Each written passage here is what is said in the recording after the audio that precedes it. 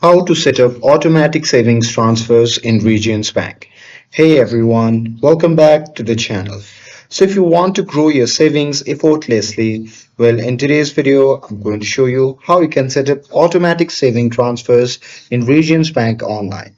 So now without further ado, let's get started.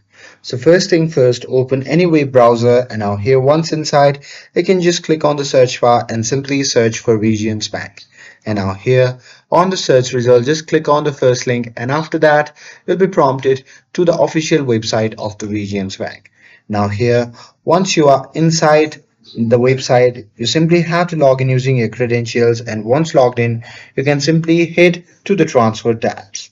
So there you simply have to choose the account you want money to come from and select your savings account as the destination and enter the transfer amount and set how often you want it to repeat, like daily, weekly or monthly.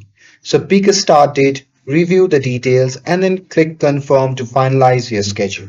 And from now on, Regions will automatically move that amount into your savings, helping you reach your goal faster. And that's it.